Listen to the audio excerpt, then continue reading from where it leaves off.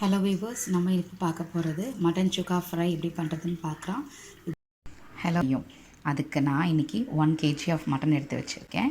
இதை ஃபஸ்ட்டு நம்ம நல்லா பாயில் பண்ணி எடுத்து வச்சுக்கலாம். பாயில் பண்ணுறதுக்கு நான் 1 ஸ்பூன் ஜிஞ்சர் கார்லிக் இஞ்சி பூண்டு பேஸ்ட்டு ஆட் பண்ணுறேன். இது கூட காரத்துக்கு தேவையான மிளகாய்த்தூள், இது மிளகாய் தனியா ரெண்டுமே சேர்த்து எடுத்து வச்சுருக்க மிளகாய்த்தூள் தான். நான் கொஞ்சம் நல்லா காரம் அதிகமாக ஆட் பண்ணுறேன். உங்களுக்கு தேவைன்னா நீங்கள் அதுக்கேற்ற மாதிரி அட்ஜஸ்ட் பண்ணி நீங்கள் போட்டுக்கோங்க. நான் இன்றைக்கி 4 ஸ்பூன் ஆட் பண்ணியிருக்கேன். ப்ளஸ் இது கூடவே கலருக்காக 1.5 ஸ்பூன் காஷ்மீரி சில்லி ஆட் பண்ணுறேன். காஷ்மீரி சில்லி இல்லை அப்படிங்கிறவங்க கிரேவி பண்ணும் போகும்போது ஒரு லாஸ்ட்டாக ஒரு 10 minutes பிஃபோர் பெப்பர் ஆட் பண்ணிட்டீங்கன்னா இதுக்கான கலர் அதில் வந்துடும். இது கூடவே இந்த மட்டனுக்கு தேவையான உப்பு ரொம்ப போட்டுட வேண்டாம். பாருங்கள், நான் ஒரு 1/2 ஸ்பூன் மட்டும் போடுறேன். ஜஸ்ட் அந்த கறியில் உப்பு இறங்கணும் அப்படின்றதுக்காக. நம்ம கிரேவி பண்ணும்போது நம்ம நல்லா ஆட் பண்ணிக்கலாம். வாங்க இதை பாயில் பண்ணி ஃபஸ்ட்டு எடுத்து வச்சுருக்கு. நான் ஒரு சின்ன கடாயில் எண்ணெய் ஊற்றிக்கிட்டேன். இதுக்கு எதுவுமே போட வேண்டாம், பட்டை கிராம்பு மசாலா எதுவுமே போட வேண்டாம். நம்ம டைரெக்டாக உங்களுக்கு தேவை ஆப்ஷனல் தான் இந்த வெங்காயம் கூட. நான் ஜஸ்ட் ஒரு 5லேருந்து 6 சாம்பார் வெங்காயத்தை பொடியாக நறுக்கி வச்சுருக்கேன். உங்களுக்கு தேவையில்லைன்னா நீங்கள் விட்டுடலாம். இப்போது இந்த சாம்பார் வெங்காயத்தை நம்ம ஆட் பண்ணிக்கலாம்.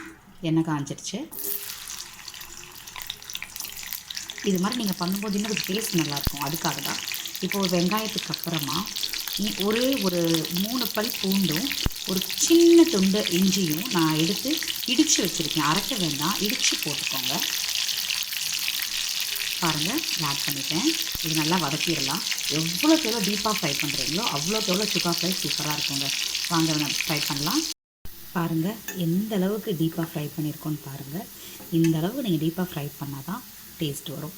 இன்கேஸ் வெங்காயம் ஆட் பண்ணாதவங்க எண்ணெய் ஊற்றிட்டிங்க இல்லைங்களா, எண்ணெய் ஊற்றிட்டு கொஞ்சமாக ஒரு 1/4 ஸ்பூன் இஞ்சி பூண்டு பேஸ்ட்டு போட்டுட்டு ஒரு 1 minute அப்படி வதக்கிட்டு பாயில் பண்ணி வச்சுருக்க அந்த மட்டனை நீங்கள் ஆட் பண்ணிக்கலாம். வெங்காயம் ஆட் பண்ணுறவங்க இந்தளவுக்கு டீப்பாக ஃப்ரை பண்ணிங்கன்னா சூப்பராக இருக்கும். இப்போது நம்ம கொஞ்சமாக இஞ்சி பூண்டு பேஸ்ட் ஆட் பண்ணிக்கலாம். ஒரு 1/4 ஸ்பூன் ஆட் பண்ணுறேன்.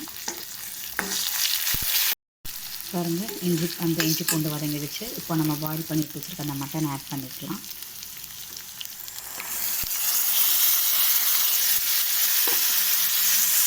இதில் தண்ணி கொஞ்சம் கூட நீங்கள் ஆட் பண்ண வேண்டாம். அந்த பாயில் பண்ணி வச்சுருந்தீங்களா, கொஞ்சமாக அதோட தண்ணி நம்ம எடுத்துக்கிட்டு அதை மட்டும் கொஞ்சமாக ஆட் பண்ணுங்கள். ரொம்ப ஆட் பண்ணிங்கன்னா சுத்தமாக ஒன்றுமே நல்லாவே இருக்காது. இப்போ பாருங்கள், தண்ணியே தெரியவே இல்லை. பாருங்கள், இந்த மாதிரி தான் இருக்கணும். இது ஒரு 2 minutes நல்லா வதங்கட்டும்.